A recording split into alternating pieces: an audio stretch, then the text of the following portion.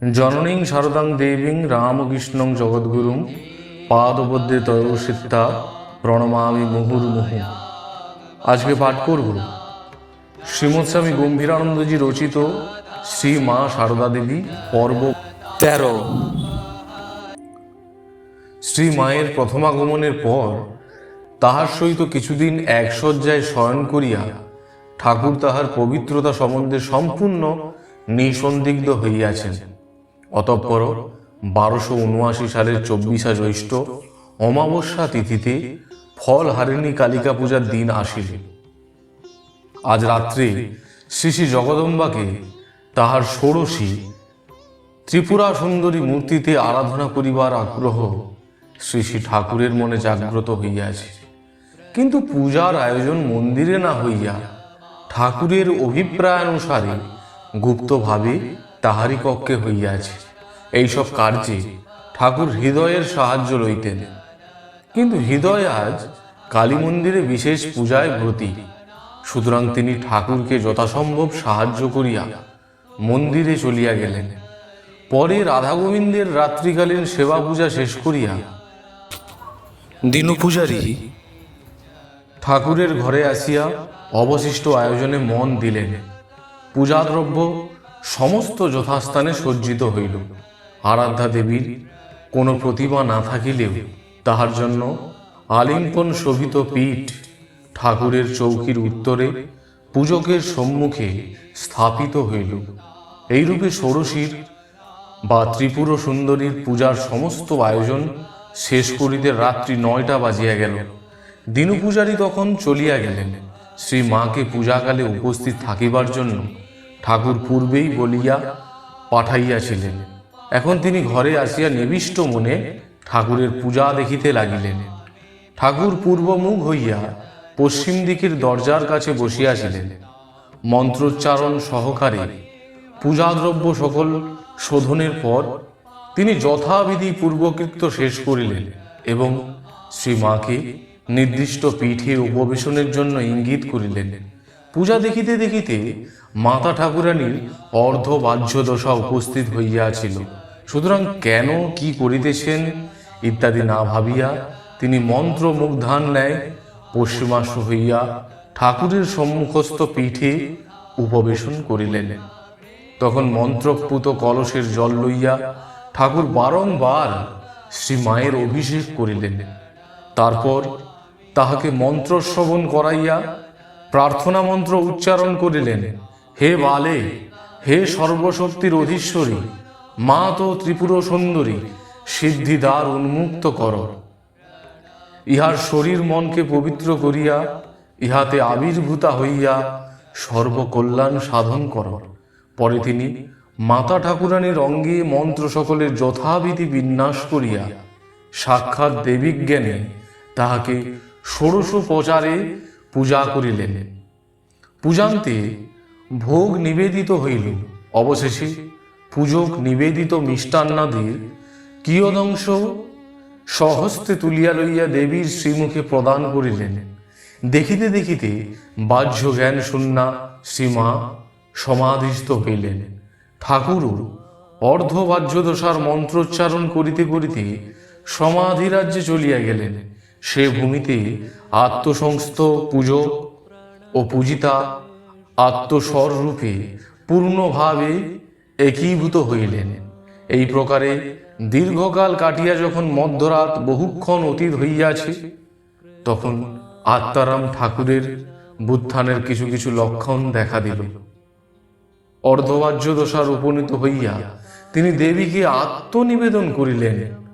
অনন্তর আপনার সহিত নিজ সাধনার ফল এবং জপের মালা প্রভৃতি সর্বস্ব দেবীর শ্রীচরণে চিরকালের জন্য বিসর্জন দিয়া মন্ত্রোচ্চারণ করিতে করিতে তাহাকে প্রণাম করিলেন। হে সর্বমঙ্গলের মঙ্গল স্বরূপে, হে সর্বকর্ম নিষ্পন্নকারিণী, হে শরণদায়িনী, ত্রিনয়নী, শিব গেহিনী, গৌরী, হে নারায়ণী, তোমাকে প্রণাম করি। পূজা সমাপ্ত হইল। মূর্তিমতী বিদ্যারূপিণী মানবীর দেহাবলম্বনে ঈশ্বরীর উপাসনাপূর্বক ঠাকুরের সাধনা পরিসমাপ্তি হইল। শ্রী শ্রী মাতা ঠাকুরানীরও দেবী মানবিত্বের পূর্ণ বিকাশের দ্বার অর্গলমুক্ত হইল। পূজা শেষে ভাজ্য ভূমিতে প্রত্যাবর্তনান্তে স্বগৃহে যাইবার পথে তাহার মনে পড়িল যে শ্রী শ্রী ঠাকুরের প্রণাম ফিরাইয়া দেন নাই, তাই তাহাকে মনে মনে প্রণাম করিয়া নহবতে ফিরিলেন। শ্রীমা তখন ১৮ বর্ষ সমাপনান্তে ১৯ বর্ষে পদার্পণ করিয়াছেন। তবে তিনি ভ্রমক্রমে প্রায়ই বলিতেন, আমি তখন ১৬ বছরে পড়েছি। উৎসুক ভক্ত নরনারী তাহাকে জিজ্ঞাসাপূর্বক আর যে সকল কথা অবগত হইয়াছিলেন, আমরা এখানে তাহার সার সংকলন করিতেছি। পূজার প্রথমে ঠাকুর শ্রীমায়ের পদযুগলে আলতা, কপালে সিঁদুর পরাইয়া দিলেন, অঙ্গে নূতন বস্ত্র পরিধান করাইলেন, মুখে পান মিষ্টি প্রদান করিলেন। এই বর্ণনা শুনিয়া লক্ষ্মী দিদি যখন সহাস্যে প্রশ্ন করিলেন, তুমি তো অত লজ্জা করো, কাপড় কি করে পরালেন গো? মা সরলভাবে উত্তর দিলেন, আমি তখন কিরকম যেন হয়ে গিয়েছিলাম। মা গঙ্গা জলের জ্বালার দিকে মুখ করিয়া বসিয়া আছিলেন। তাহার দক্ষিণ দিকে পূজা সামগ্রী সজ্জিত ছিল। পূজাকালে কক্ষের দ্বার রুদ্ধ থাকায় কেহ উহা জানিতে পারে নাই, অথবা বাহিরের উৎসবের কোলাহলে পূজার ব্যাঘাত হয় নাই। গৃহে ঠাকুর ও মা ব্যতীত কেহ ছিলেন না। শেষাশেষি হৃদয় আসিয়াছিলেন। পূজা অবসানে মায়ের এক সমস্যা উপস্থিত হইল।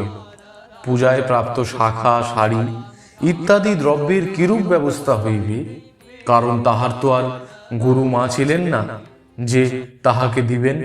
সর্ববিষয়ে ব্রহ্মদৃষ্টি সম্পন্ন ঠাকুর উহা শুনিয়া একটু ভাবিয়া বলিলেন, তা তোমার গর্ভধারিণী মাকে দিতে পারো, কিন্তু দেখো তাকে যেন মানুষ জ্ঞান করে দিও না, সাক্ষাৎ জগদম্বা ভেবে দেবে।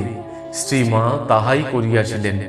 শ্রীমা ভাব রাজ্যে আরূঢ় হইয়া ঠাকুরের পূজা ও তৎসহ তাহার স্বধনলব্ধ সমস্ত ফল গ্রহণ করিলেন।